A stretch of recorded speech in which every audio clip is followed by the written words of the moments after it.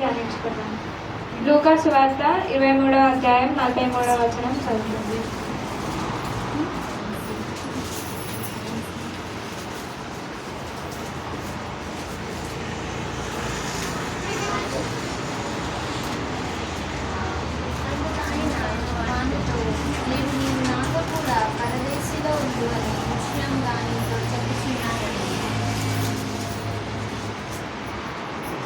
ప్రార్థన చేసుకున్నాం.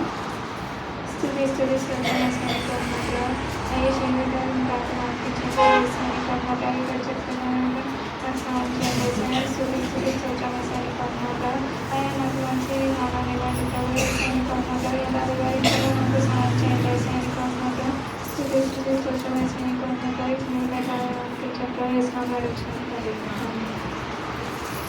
ఒకసారి ఈ సందర్భాన్ని చదువుకుందాం. లూకా సువార్త 23వ అధ్యాయం 39 నుంచి 43వ వచనం వరకు చదువుకుందాం. వేలాడవేయబడిన ఆ నేరస్తుల్లో ఒకడు ఆయనను దూషించుతూ, నీవు క్రీస్తువు కదా, నిన్ను నువ్వు రక్షించుకొనుము, మమ్మను కూడా రక్షించుమని చెప్పాను. అయితే రెండో వాడు వాడిని గద్దించి, నీవు అదే శిక్షావిధిలో ఉన్నావు కనుక దేవునికి భయపడవా? మనకైతే ఇది న్యాయమే, మనము చేసిన వాటికి తగిన ఫలము పొందుచున్నాము. కానీ ఈయన ఏ తప్పిదము చేయలేదని చెప్పి ఆయనను చూచి, యేసు, నీవు నీ రాజ్యంలోనికి వచ్చినప్పుడు నన్ను జ్ఞాపకము చేసుకున్నాను. అందుకు ఆయన వానితో, నేడు నీవు నాతో కూడా పరదేశంలో ఉందని నిశ్చయముగా నీతో చెప్పుచున్నాను. నేను ఈ సంఘటన చూసినట్టయితే ప్రభు అయిన యేసుక్రీస్తుతో కూడా ఆయన పక్కన సిలువ వేయబడిన ఇద్దరు నేరస్తులతో జరిగిన సంభాషణను వివరిస్తుంది. ఈ సంఘటన ప్రభు అయిన యేసుక్రీస్తుతో కూడా ఇద్దరు దొంగలు సిలువ వేయబడ్డారు. అందులో ఒక దొంగ అతనిని నిందిస్తూ దూషిస్తూ అంటాడు, నువ్వు క్రీస్తువు కదా, నిన్ను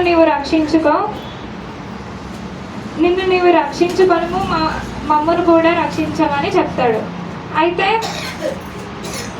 యేసు క్రీస్తు అనే మాటకు, యేసు అంటే రక్షకుడు, క్రీస్తు అంటే అభిషక్తుడు. తను శరీరానుసారమైన రక్షణను కోరిండు. అయితే ప్రభువైన యేసుక్రీస్తును దూషిస్తూ అతన్ని నిందిస్తూ ఈ మాటని చెప్తాడు. మనం చదువుకున్నట్టయితే ఇది మనకి పాజిటివ్గా అనిపిస్తుంది, కానీ అతడు రిక్వెస్ట్ చేస్తున్నట్టు మనకు అనిపించదు. ఈ మాటను ఎట్లా అంటాడంటే ప్రభువైన యేసుక్రీస్తును వెక్కిరిస్తూ ఈ మాటను చెప్తాడు. అయితే అందులోనే మరొక దొంగ ఇతన్ని గద్దించి, ఇతడు మన కొరకే యేసు సిలువలో వేలాడబడ్డాడు అని అంటాడు. అయితే ఇతడు ఏమంటాడంటే, మనకైతే ఇది న్యాయమే, మనము చేసిన వాటికి తగిన ఫలము పొందుచున్నాము అని అంటాడు. ఇతడు ఎన్నో పాపాలు చేశాడు, మళ్ళీ ఇంకా ప్రభువుని రక్షించమని కోరుతాడు. ఇప్పుడు ప్రభువు రక్షిస్తే తన పాత జీవితానికి మళ్ళీ పోయి అతడు చేసిన పాపాలను మళ్ళీ చేద్దామని అనుకుంటాడు. కానీ మరి ఒక దొంగ ఏమనుకుంటాడంటే, ఈ శిక్ష మనకి న్యాయమే, కానీ ఆయన ఏ తప్పు చేయలేదని గుర్తిస్తాడు. ఆయన ఆత్మ సంబంధమైన రక్షణను కోరుతాడు. నిజమైన మారుమనసు లేకుండా పాప క్షమాపణ కలగదు. అప్పుడు యేసుక్రీస్తు ఒక రక్షణ మాటను మనకు తెలియపరిచిండు. ఎఫెసీయులకు రాసిన పత్రిక 2వ అధ్యాయం 8వ వచనం నుంచి 9వ వచనం చదువుతుంది.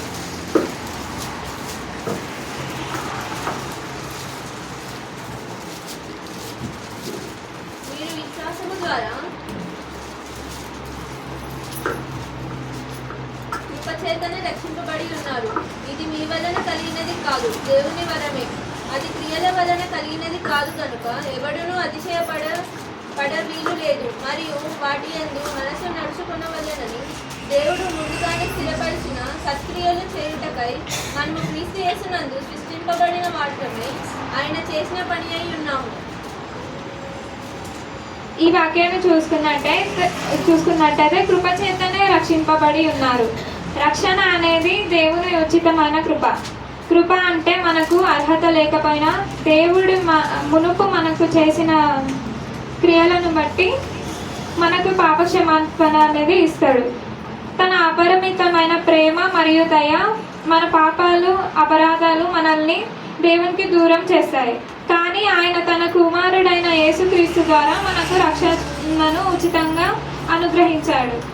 విశ్వాసము ద్వారా మనం ఈ రక్షణను పొందుకోవడానికి ఉన్న మార్గం విశ్వాసం.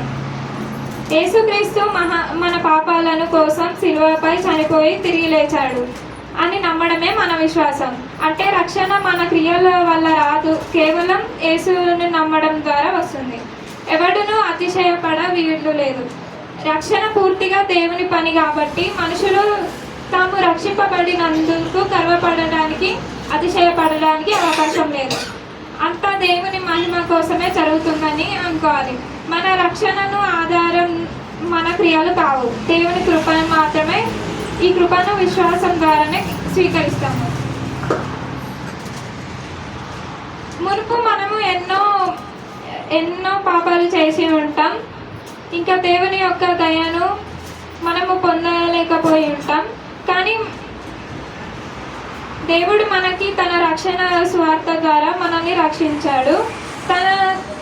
మన మీద ఉన్న తన ప్రేమ ఎంతో అధికమైనది.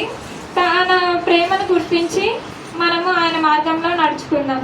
తీతుకు రాసిన పత్రిక 3వ అధ్యాయం 3 నుంచి 7 వచనాలు చదువుకుందాం.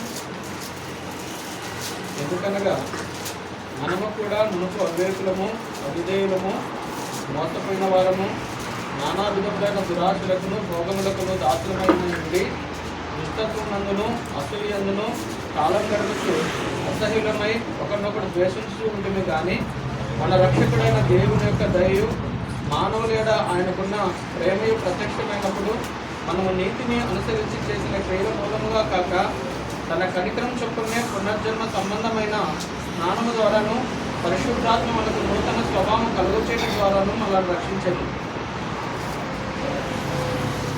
మునుపు మనం అవివేకులం, అవిధేయులం మరియు దారి తప్పిన వారం. ఇంకా తను చేసిన పనులను ద్వేషించుకుంటూ, ఒకరినొకరం ద్వేషించుకుంటూ అసూయతో కాలాన్ని గడుపుకున్నాం. ఇది మన పాత స్వభావాన్ని తెలియజేస్తుంది.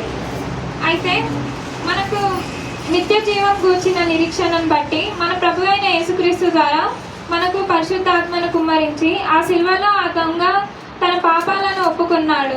ఏ రీతిగా అయితే ఆ దొంగ తన పాపాలను ఒప్పుకొని యేసయ్య నిజమైన దేవుడని తెలుసుకొని తనను రక్షించమని కోరలేదు, కానీ నిత్య జీవంలో తనకి స్థానం ఇవ్వమని కోరుకున్నాడు. యేసుక్రీస్తు ఎలా అయితే తన పాపాలను క్షమించి తనకి నిత్య జీవం ఇచ్చాడో అలాంటి మారు మనసు మనకి కూడా ఉన్నట్టు అయితే మనకి కూడా నిత్య జీవాన్ని ఇస్తాడు. ఈ చిన్ని వాక్యం దేవుడి దీవించి ఆశీర్వదించింది.